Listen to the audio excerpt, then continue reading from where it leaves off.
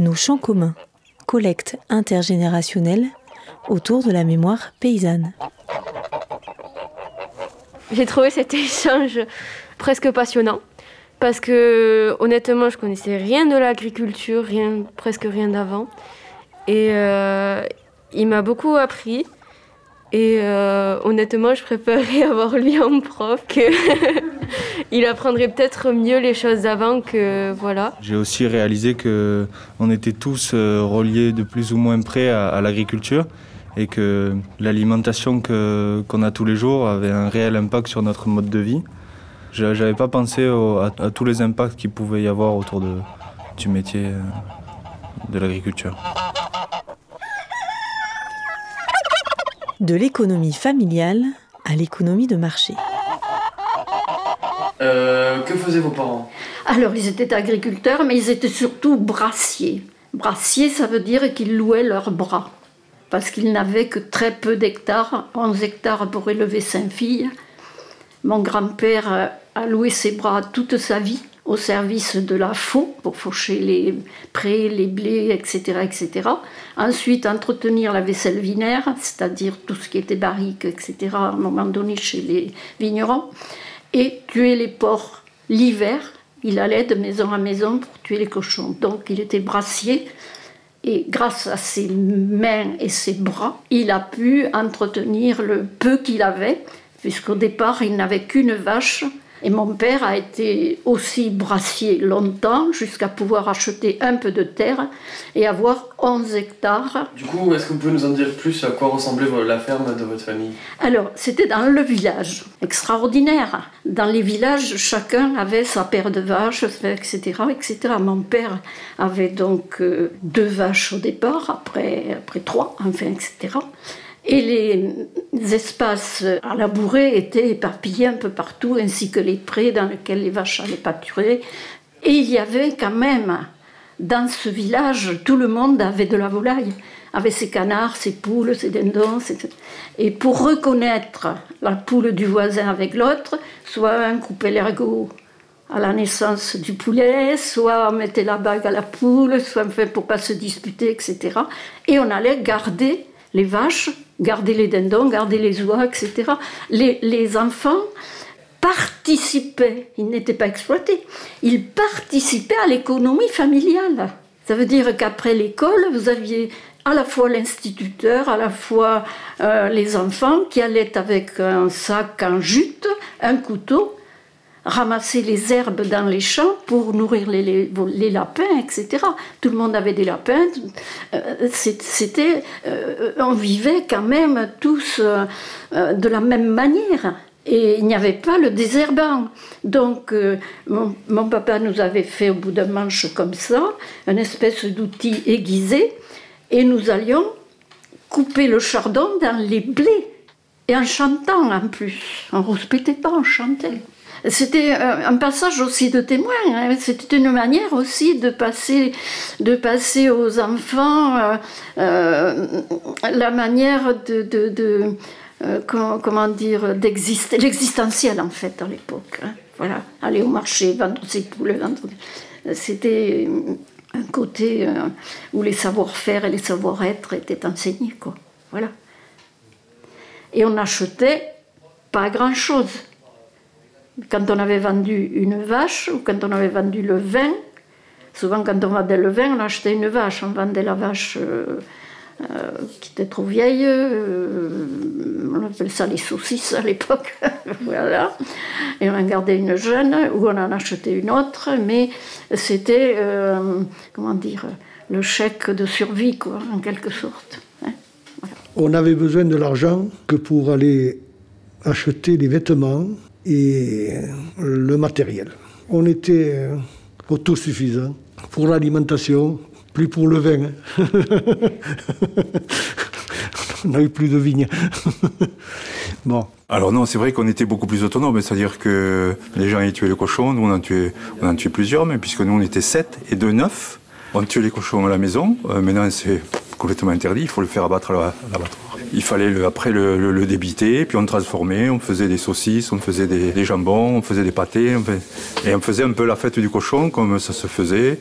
C'est-à-dire on invitait les voisins, c'était comme des corvées, quoi. Et puis les gens venaient chez nous, et puis après nous on allait le rendre en allant aider pour faire c'était notamment le travail des femmes, de faire tout ce qui était saucisses, pâtés, etc., quoi. Et ça durait, ça durait 2 ou 3 jours. Mais il y avait la volaille, nous on faisait la volaille. Nous on avait tous les produits laitiers, le beurre, la crème, etc. Et puis bien sûr tout ce qui est légumes du jardin, c'est nous qui les faisions venir, quoi. On était beaucoup plus autonomes que ne le sont les agriculteurs aujourd'hui. Ils s'alimentaient avec les produits de saison, la plupart sur la ferme. Ce qu'ils achetaient, c'était le sucre et l'huile. Ils vendaient des œufs, un peu de chocolat de temps en temps, mais il n'y en avait pas tout le temps. L'agriculture vivrière, il ne faut pas l'oublier. Ils ne produisaient pas pour vendre des quintaux et des quintaux de blé ou de maïs.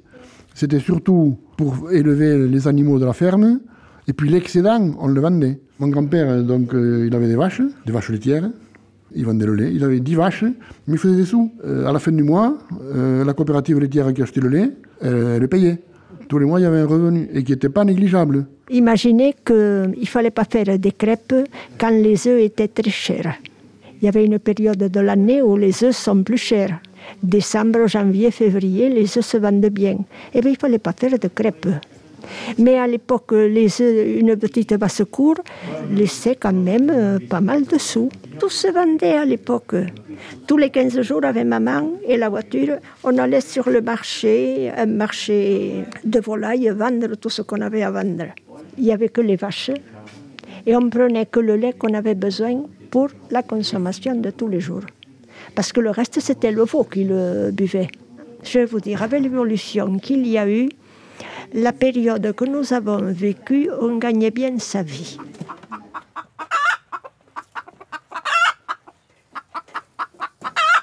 Quand j'étais enfant, mon père vivait sur la vigne. On était dans la grande région viticole armagnacaise des Grands Bas Armagnacs. Donc c'était une part importante. Mais était très important également les céréales et l'élevage. Mon père disait qu'il ne fallait pas mettre tous les œufs dans le même panier et que donc les années de soleil, c'était la vigne qui produisait. Les années de pluie, c'était davantage l'herbe et les vaches qui allaient donner du lait, quoi. C'était un équilibre à trouver entre les 3 productions, quoi. Toutes les épouses gavaient du canard de tout temps. C'était le pain de chaque jour, quoi, disons. Les revenus du bétail et tout ça, c'était plutôt pour la ferme, l'investissement du matériel, l'évolution de la ferme. Et le reste, c'était l'évolution de la maison. Quand elle voulait acheter un appareil ménager, à l'époque, ça commençait, et bien c'était la maman qui sortait sa tirelire. Jamais ou rarement on touchait aux revenus de la ferme. C'est pas qu'on comptait pas, loin de là. L'économie, elle était toujours au bout du fil. Mais c'était plus facile à gérer que maintenant. Maintenant, il faut faire attentif à tout. On vivait beaucoup en autarcie. C'est-à-dire qu'on vivait de ce qu'on produisait. La première des choses d'un agriculteur, sa production, c'était pour vivre. Et le blé et les céréales, c'était pour nourrir les animaux, d'abord. Après, s'il en restait, on en vendait. À l'époque, il n'y avait pas de vaches laitières. Donc, c'était pour avoir des veaux, les veaux qui étaient vendus. À l'époque, il y avait des marchands qui passaient dans les maisons, qui venaient vous les acheter. Alors, on était un peu tributaire de leurs tarifs, parce que il y avait très peu de voitures. Donc, on n'avait pas de voiture pour aller sur les marchés. Il fallait avoir une voiture. Enfin, bon. Moi, de mon époque, l'agriculture, c'était un peu tout le monde qui faisait un peu de tout. Donc, l'agriculture s'est spécifiée un peu. Il y a des gens qui font que de la tomate, des gens qui font que de la salade. Il y a des gens qui font que du plein champ. Et je vois que ceux qui réussissent, ou qui ont réussi, c'est ceux qui se sont spécialisés dans une gamme. Alors, à l'époque, on faisait des élevages de porcelets, c'est-à-dire, on faisait naître des porcelets. Parce qu'à Trie-sur-Béise, qui est une commune qui est juste à la limite de Gers et d'Haute-Pyrénées, il y avait un très grand marché aux porcelets. Donc, il y avait ce grand marché qui s'est énormément développé. Et il y a eu, dans cette région, tout le monde s'est mis à faire l'élevage de porcelets. Bon, ça a duré un certain temps, et puis après, ça a périclité, et voilà, quoi. Il a disparu complètement. Et il y a eu aussi, dans ma région, la culture du tabac. À l'époque, il y avait ce qu'on appelait la CEITA, qui était un monopole d'État pour cette culture et pour la vente du tabac. On avait le droit à cultiver telle surface, mais en contrepartie, vous étiez sûr de vendre votre tabac, votre production. Mais on ne pouvait le vendre qu'à la CEITA. De toute façon, il n'y avait pas d'autres acheteurs, donc le problème était résolu. Mais ça existe de toute façon, les élevages de canards ou de porcs, maintenant, c'est ça. Ils fournissent, mais là, c'est plus un monopole d'État, c'est un monopole de grosses boîtes qui font d'aliments pour bétail, qui vous fournissent les canards, ils vous fournissent les cochons, et vous les élevez, vous les gavez, vous les élevez, et à la fin, ils vous les achètent, et voilà, et au prix qu'ils veulent. Donc, les monopoles, pour le tabac, c'est un monopole d'État. Maintenant, pour certaines choses, c'est un monopole d'entreprise privée. Et je ne pense pas que ça ait arrangé les choses. Le problème qu'on avait ici à l'époque, c'est que commercialement parlant, on n'était pas... Bon, déjà, Perpignan, c'était trop loin à l'époque, où enfin, il y avait ici beaucoup d'expéditeurs qu'on appelait, beaucoup de coopératives, et c'est eux qui retravaillaient le produit, en fin de compte, et qui l'envoyaient, ou qui avaient leurs commerciaux, ou qui avaient leurs clients, on va dire.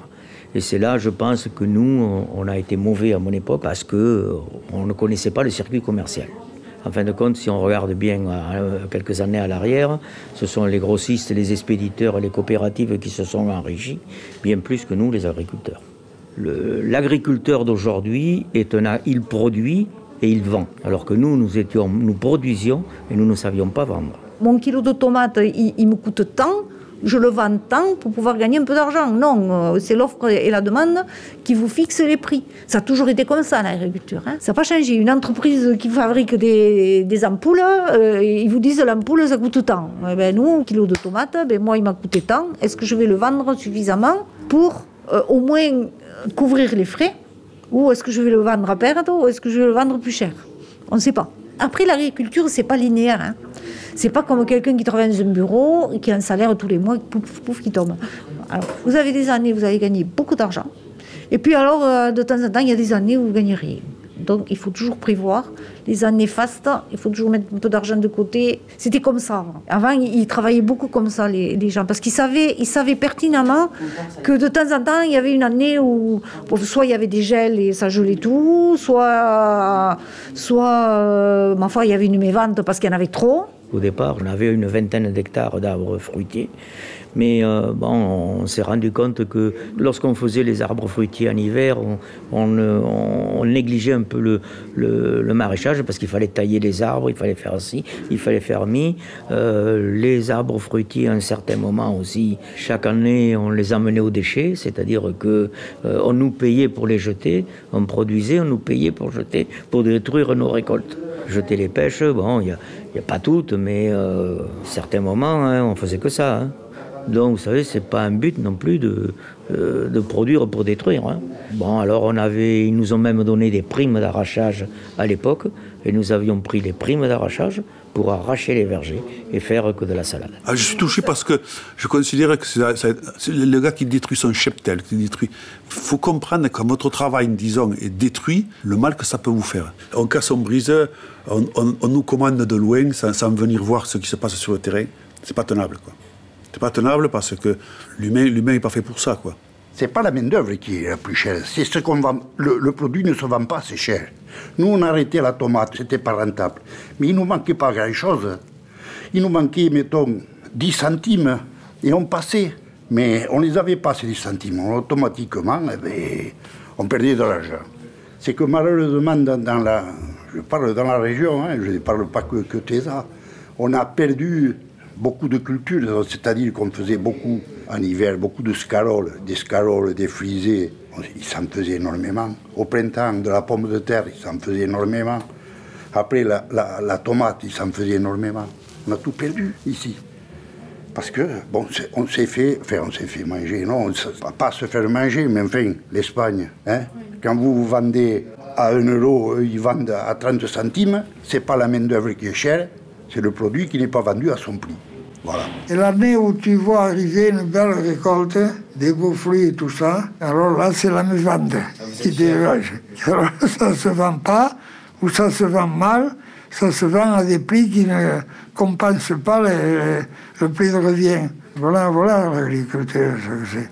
On a vu ici, je ne sais pas si on vous l'a dit, en 1962, quand il y a eu les accords d'Évian, qu'on recevait encore le vin d'Algérie. Et ici, il y avait une grande cave, et le propriétaire l'avait loué, et une entreprise est venue stocker des vins d'Algérie, là. Donc c'était de la provocation. Stocker des vins d'Algérie dans un pays de viticulteurs. Alors il y a eu une manifestation spontanée, étant ici bien que les viticulteurs ont déversé toutes les cuves qu'on avait remplies, les camions citernes qui étaient là prêts à remplir, on a vidé les citernes et tout. Parce que là, le vin, il se vendait à un prix de misère. En 62, c'était... Consommateur de mon époque n'était pas merdeur, n'était pas exigeant. Consommateur de maintenant, c'est un merdeur. Il y a une femme qui vous appellera du Nord parce qu'elle a trouvé une pêche pourrie dans le colis. Le problème de la France, c'est qu'ils nous font cueillir vert pour que ce produit arrive 8 jours après sur l'étal. Parce que cette femme, si elle voit une pêche mûre qui est un peu ratatinée, elle ne la veut pas. Moi, ce qui me frappe aujourd'hui, c'est que 50% des gens qui mangent des fruits veulent des fruits croquants. Parce qu'ils ne savent pas ce que c'est le fruit mûr. On leur a empêché d'avoir accès aux fruits mûrs. Pour la logistique, pour ne pas trier, pour que ce soit propre. Et je me suis dit, on en est arrivé là, plus aucune humanité, plus aucun respect pour la terre.